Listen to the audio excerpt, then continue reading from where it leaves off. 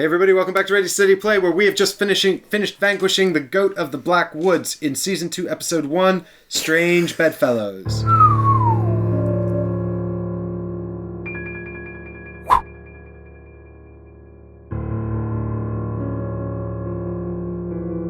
And in a Ready Steady Play special, we actually played the game twice in this series. So if you haven't checked it out, go and check that out. But now we're going to talk about what we thought about Cthulhu Death May Die, the cooperative Cthulhu mythos dungeon or city or environment crawler from Cool Mini or Not. Environment crawler. Well, you know, it's not dungeon, is it? But it's also various random locations. Yeah, Sewer, streets, and library. Yeah. So this is from Cool Mini or Not, and it's designed by Eric Lang and Rob Davio. Eric Lang you'll know obviously from so many things like Blood Rage and Rising Sun and... What are the other ones that he did? He's done... and obviously Rob Davio, who did... he thought he was the Legacy guy. Yeah, he did Pandemic Legacy. Yeah, and Risk Legacy, and Sea... Guys, back on track. Come back. Come back. Okay, so in this one, it's fully cooperative, and we're a number of investigators wandering around this map.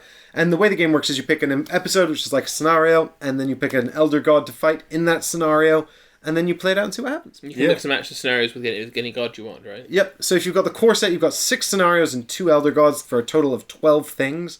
If you've got the season 2, you get another 6 scenarios, and if you've got... 2 gods. You know, those come in the stretch goals. Oh. So if you got the Kickstarter, you have 2 extra gods. I don't know if they're purchasable. I think they were Kickstarter. And a bunch of extra characters as well, isn't it? Yeah, so many extra characters.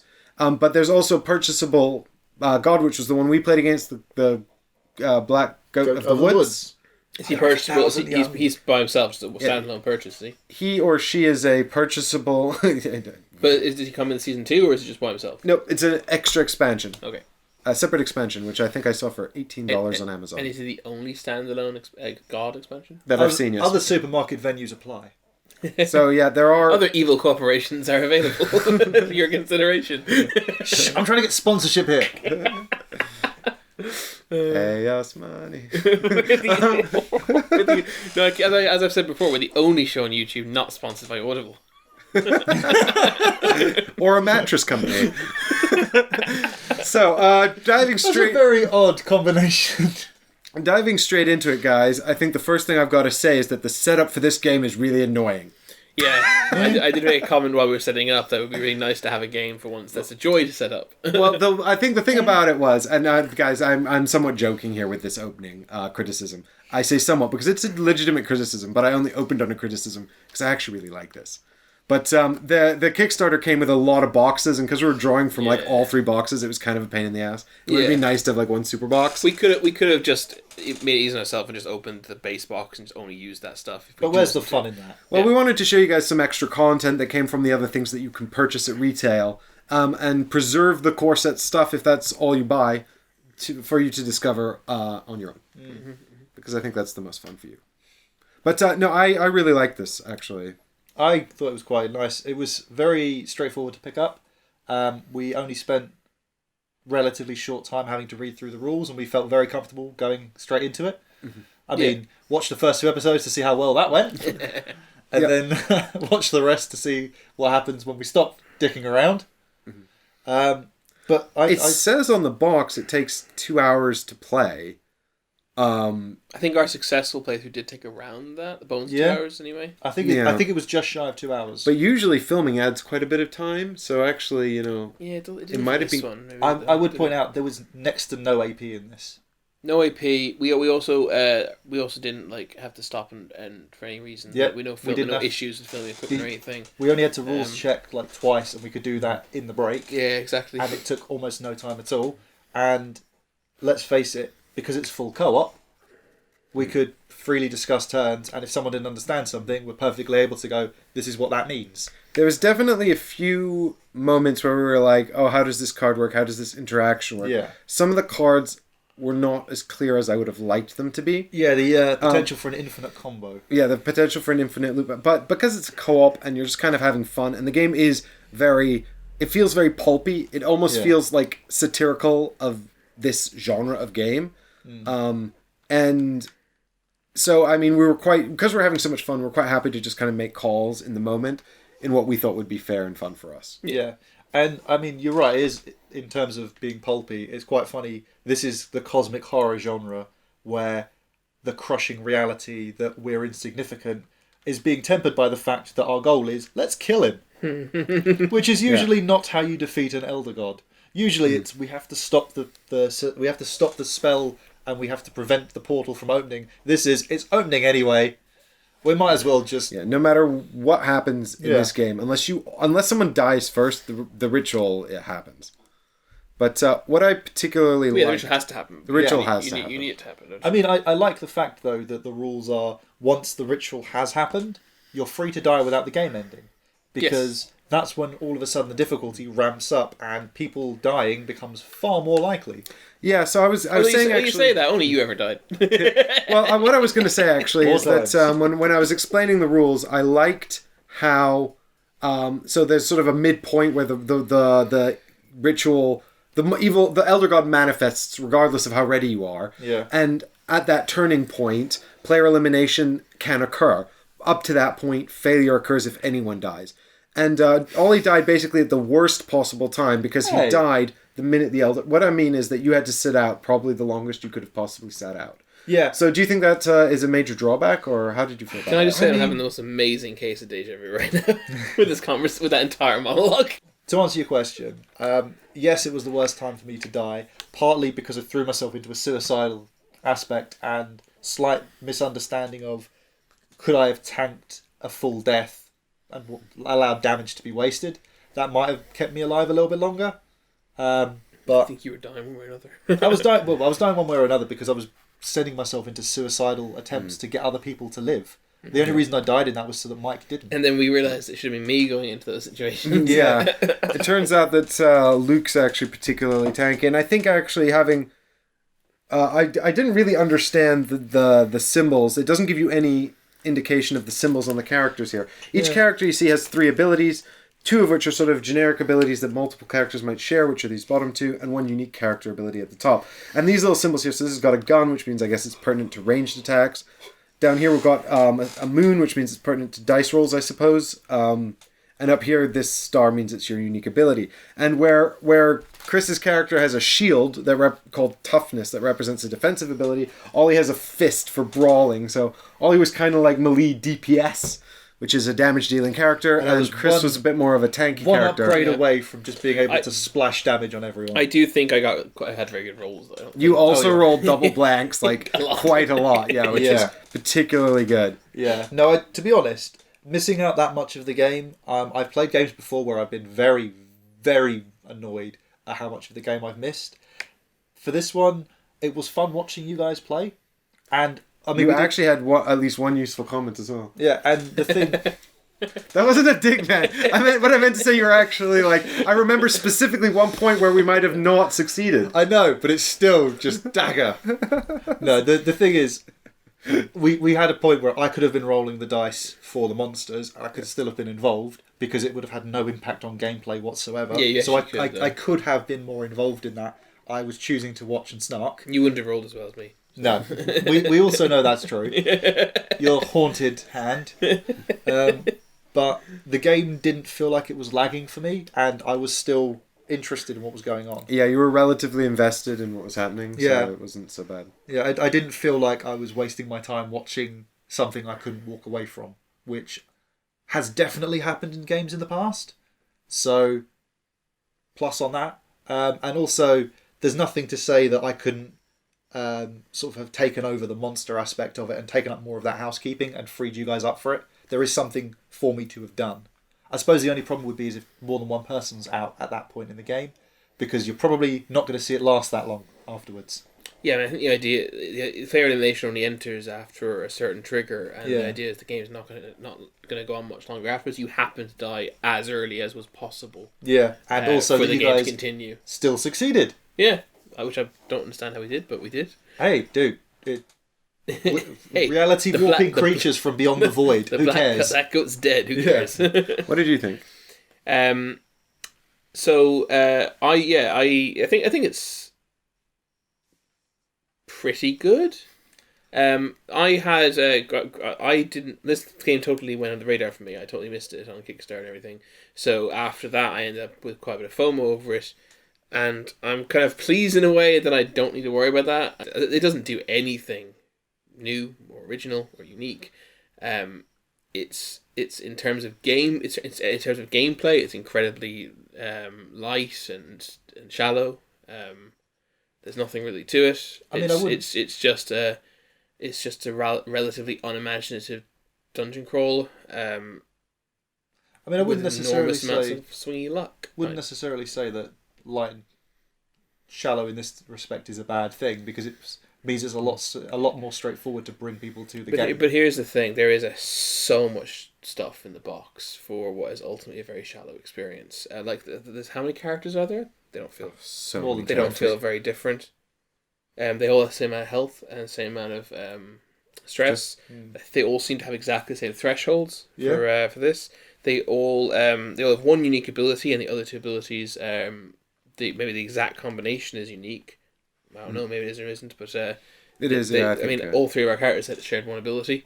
Arcane Mastery. They do not feel different whatsoever.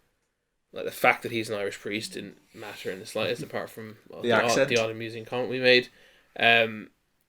It's one of those things where I actually had fun. I enjoyed the playing it. I think I'd probably enjoy playing it if I played it again, and probably many more times for what it is. But it's one of those things. The more I'm actually verbally explaining my position, the more I actually don't like it, because it just doesn't add anything. I don't think it justifies itself to existing. Why is it? I don't know. Yeah. I mean, I thought I'll tell you what I really liked about it. Actually, was I liked the low rules overhead. Like, it was super quick to explain, and I really like how fast it is to play. It's not that long. The board is tiny. Which I actually appreciate. I like how, on the one hand, it's kind of a pain to set it up all in advance, because it takes a little longer, and finding the tiles, there's a bunch of them, and you have to find the right tile on the right side.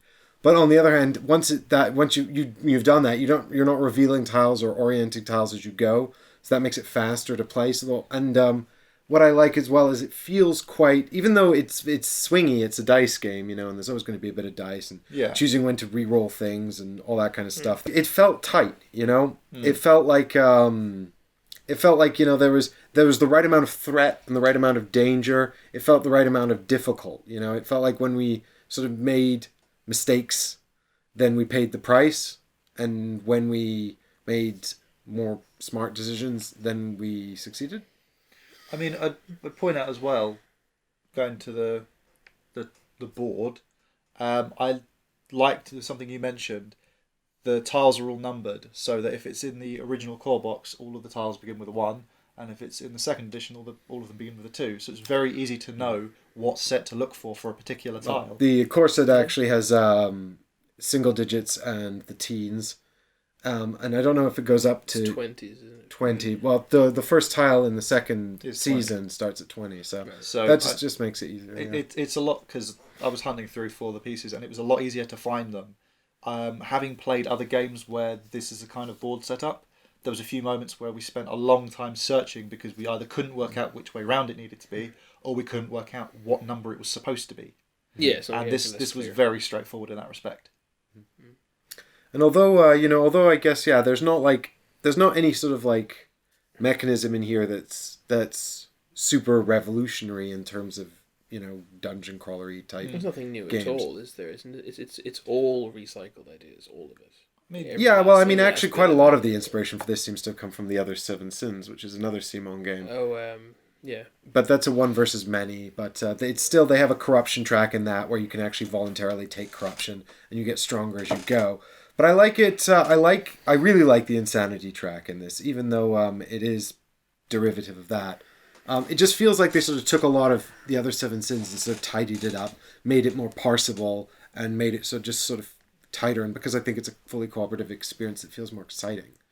And I like, actually, we were complaining that there were, somewhat jokingly, that we kept seeing these summoning symbols. But actually, the way it kind of worked out was that it meant whenever we got one that didn't have a symbol on it, there was this big sense of relief, Yeah. And that was cool. I liked that. That was sort of fun. I mean, don't get me wrong. There only are 5 that aren't. Out of 16. Yeah. We did seem to get them in runs. I was worried when we broke through the first. Well, when you guys broke through the first barrier for the enragement, that there wasn't going to be enough time to do the rest of the damage. Yeah, absolutely. And I know I kept saying we've got so many turns left, and Chris kept saying no. Well, potentially we've got 3 to 9, or we've got X to X, and that was a thing that I like, where there's a little bit of randomness to it. You're not entirely sure how much time you have left. Yeah. Which is good for the theme, and it does add an element of urgency to every action you're taking, because you go, well, I could try and do this, or I could hand you a gun and not have my last action because we're potentially my turn and your turn away from the end of the game. Mm-hmm. And I like that. I thought when we started that it was accelerating a bit too quickly, but it didn't actually feel off in the end. No, I think you're right. I think it ended up being an appropriate escalation. Mm. I mean, the one thing I would say that I found a bit odd was the way this teams up, because we very nearly messed that up with the order in which it goes out, because we knew that the attacks would stay the same, but because the effects... You mean the attacks would increase? Each card would still be in effect for its attacks, but the actual effect on it, we had to double check because it wasn't clear. I mean, most games where you have something like this, you do what we defaulted to. You do that. Yeah. Whereas, actually, it actually just says lay them out flat next to each other along the side of the board. But... Yeah. That doesn't look pretty. It's not satisfying. No, but it's more. It was unintuitive for me, and it very nearly caused an issue. And it was only lucky. We were just lucky with the way the triggers worked out that didn't cause us to have to think back a turn or two. Yeah. I mean, yeah. Well, I suppose just to clarify my position on it, I don't think that the game does anything wrong at all. It's for classic pulpy beer and pretzels, good night in. I definitely get a lot of enjoyment. See myself having a lot of enjoyment from it. I just am surprised. I think it is possibly an unfair expectation in one way to put upon it, but I think they did it themselves. It was a very large Kickstarter campaign, really built itself up, and then it just didn't do anything interesting. It just is, and I guess there's a certain expectation I put upon such a large campaign to be something new or something different, just to have it something, because I can't identify a single USP of this game at all, and I would challenge either of you to point one out. It's and therefore the classic kind of Kickstarter issues of extra stretch goals and extra content. In this case the characters, it's more transparent than maybe some other campaigns, how utterly pointless all those stretch goals are. Like I said, the characters are all. I mean, it's utterly pointless as many as there are. I do see your point, but I do know that a common complaint people have with Kickstarter stretch goals is that it means that if you back the Kickstarter, you have all of these extra advantages because the stretch goals have such a dramatic impact on gameplay. Oh yeah, I hate when that's the case. And that's this doesn't, like, as we said, you have the extra character cards which don't seem to, like, they rework the abilities, but it's not as if there's one character that's got one ability that is utterly. But they don't feel distinct. You can have them feel distinct, but not significantly better than each other. True, but what I mean is that there's not a position where I look and go, there's something in the expansion that, well, that's just, if you have that, no problem. No, I agree with that. Two separate issues. One is stretch goals breaking gameplay or altering gameplay significantly, and the other is just having that they have a reason to exist. They actually feel distinct enough. Yeah, but I think it's more a case of, what I'm saying is they've not broken the game with the stretch goals. So yes, your complaint about the distinction. No, they have successfully not broken their own game with stretch goals, which they have done in the past. Yeah. I don't think I don't qualify not making the same mistake you previously made as a major boon. No, not necessarily a major boon, but something noteworthy considering how many games failed to do that. Yes, Simon have fucked up less in this game than they have in previous campaigns. No, but that makes me sound like I don't like the game. I like it. I just don't. There's no. It's £70 for. That's like it's shallow. But I mean, but it's kind of funny. Like, but I felt like the decisions I was making were valuable. I didn't feel like bored. I didn't feel like the decisions were bad. I didn't feel bored. I didn't feel like no, don't get me wrong. Don't disagree with that. I know what you mean about. So what do you mean when you say it's shallow? Like, do you mean you think that the decisions are not interesting enough? Decisions aren't particularly interesting. The gameplay loop is very narrow. I mean, that is kind of based on the scenario we're playing, though. We chose to be like, the loot's pointless because X, Y, Z, and then it turned out to not be pointless. It's just kind of very much a, move, roll, repeat, wash, rinse, repeat kind of thing over and over again. And decisions are not very interesting, and there aren't enough gameplay mechanics to make the decisions interesting, which is fine insofar as that this is not the only game of its type. There are many games with this sort of limited gameplay scope, and they're fine. But this is a massive £70 box from an enormous overbloated Kickstarter campaign by Eric Lang and Rob Davio, and I expected more. I mean, you could say that's like I said, one could say that's unfair for me to have all those expectations of them, but no, but it's your opinion of it. I mean, from my perspective, I very much enjoyed it. I didn't have those same expectations coming in, and I think that's helped me enjoy it more. Mm-hmm. But it's subjective. I did enjoy it. This is my reviewer's hat on. So to speak. I actually did enjoy it. But that's what I mean. But I can't. Art has to. Art needs to justify its own existence, I think. And call me crazy for looking at board games as art, but they are. And this doesn't really justify its own existence apart from a big paycheck for Simon. Well, I actually just really liked it. That's cool. I felt like okay. I felt like trying to decide which enemy to target and trying to decide like when to move from room to room and how we're going to move the figures around so that the enemies would be dragged away from one another and whether we should wait or go ahead because of the way the Mythos cards might come out and trigger another thing. I felt like all of those decisions made it interesting enough. Yeah. And then it was sort of like there's a layer of just dice rolling on top of it, which is always like emotional, it's highs and lows. I like dice rolling. And I thought that for the amount of investment I have to make into learning the rules and teaching the game, what I got out of it was an enormous return. I've spent far longer for what you have into learning. Yeah, but what about setup? What about price? Well, the setup, the setup is kind of a pain, but that's not a problem you've got if you don't have all the Kickstarter stuff. Okay. So, I feel like, and the price point, I don't know how much you get the core set at. I think that's what, 77 on Zatu I saw it for. Well, for £77, I mean, that's pretty expensive. There are a fair number of minis in the box, and you do have 12 possible combinations of scenarios, which is not bad. How many how many Elder Gods do you have? Me? Well, I've got 5. No, in the core set, what do you get? In the core set 2, you get 6 scenarios. Haster and Cthulhu. And you can play them in 6. So yeah, you got 6 scenarios. You can play 2 ways each. Yeah. And then you've got I can't remember how many characters you've got, but something like 12. But they're all the same.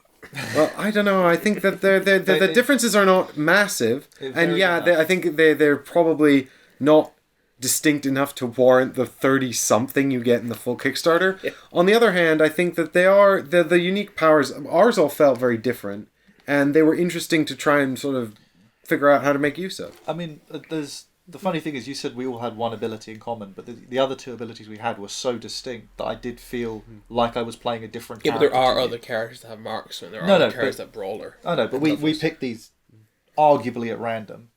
Mm-hmm. More or less, yeah. Yeah, and I did feel like I was having quite a distinct time, especially with these insanity cards. I mean, mine didn't come up a great deal because I didn't have any equipment. These are nice to make the character feel a bit more distinct. Yeah. I mean, we've just seen the first 3 we drew. There's any number of those, and they have some very good upsides and some very annoying downsides. And depending on the scenario you play, the downside might be crippling or it might be laughable. Yeah. And I feel like that plus the minor differences on there do create a more distinct character, but that's my view of it, having not played as many of these kind of games. So maybe it's just these are fresher ideas to me, and I'm not in the point of being able to compare it to something else and go, well, I've played a game that had this. But and there's a stronger argument to me that not all art has to innovate. Like you say, that you kind of just your retort was kind of almost, like at one point just went, look, I just kind of enjoyed it, and that's actually a perfectly valid thing to say. Yeah. If you just liked it, you liked it, and that's cool, and that's exactly what it was setting out to do. But and I'm not trying to get overly overly overly artsy fartsy or overly so intellectually high and mighty about it. I happen to be in a pensive enough mood to kind of feel this way about it, and as valid as it is to say, I enjoyed it. Shut up. It's also equally. I fully support the argument, because some people do dismiss that as an argument, and they shouldn't. It's a completely valid argument. But just as equally, I think it is fair to say this game does not do anything new. Right, and that's true. But I think interesting. But what it does do, I think, with exceptional sort of. Well, I was going to say just real sort of tightness. I mean, for all its sort of wacky dice rolling and sort of pulpiness, and I'm using pulpiness sort of in the term of the novel sense, right? Like.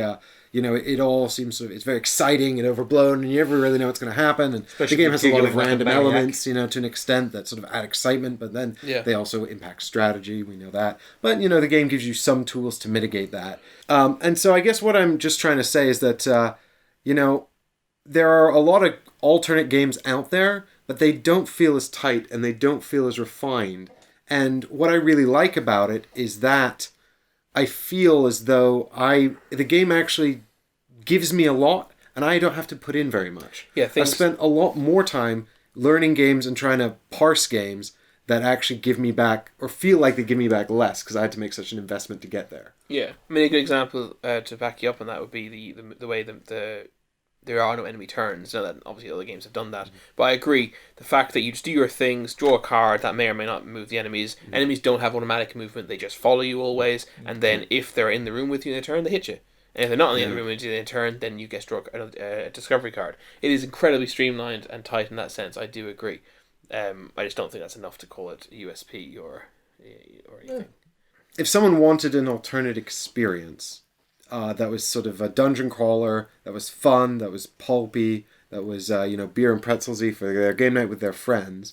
And they said, should I get Cthulhu Death May Die or should I get something else? I'm trying to think what I would recommend above it, right? I haven't played Manchester Madness, but wouldn't you recommend Manchester Madness? Manchester Madness is an interesting one because I actually adore Manchester Madness 2nd Edition, and making the comparison between the two. What the funny thing about Manchester Madness 2nd Edition is that it's almost always longer than this. Yeah.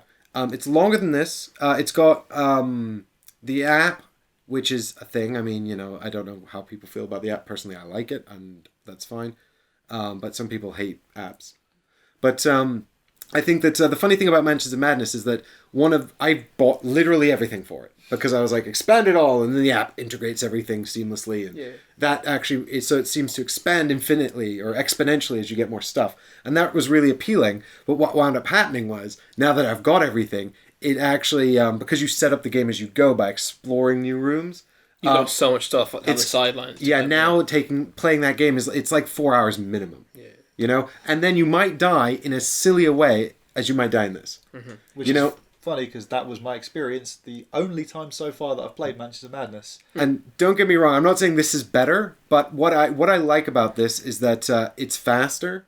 Even with all the Kickstarter nonsense, it's still faster. And what I actually like is if you die in a really silly way, especially quickly, it's very easy to just set up and go again. Yeah.